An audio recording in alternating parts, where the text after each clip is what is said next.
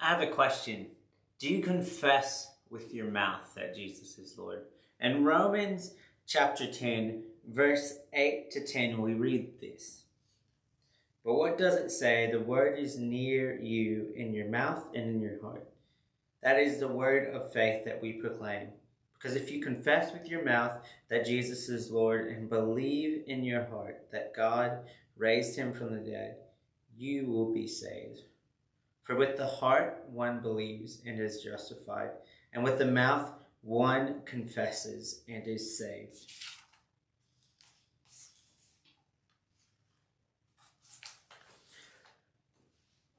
I find that passage really interesting, because you have this idea of us believing in our heart first. So it kind of starts in our heart. We believe in this whole Jesus thing in our heart, and it changes us to where we're confessing out of our mouth. And I think too often we think this confessing is just proclaiming that Jesus is Lord, just saying it with our words. But I think we need to remember what other passages say, like 1 John 3:18, that says this. Little children, let us not love in word or talk, but in deed and in truth. So I think passages like that and others show us that this confession we're meant to have of Jesus being Lord isn't just by saying that with our words, but it's with our deeds as well. So with what's coming out of your mouth, is it bringing life to others? Is it showing love to others? Because if we're really confessing with our mouth, it's not just saying Jesus is Lord.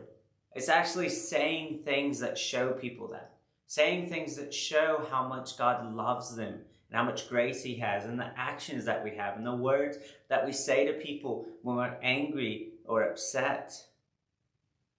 Because this whole Jesus thing is meant to change us, starting at the heart, but then into our actions with the words that we say out of our mouth.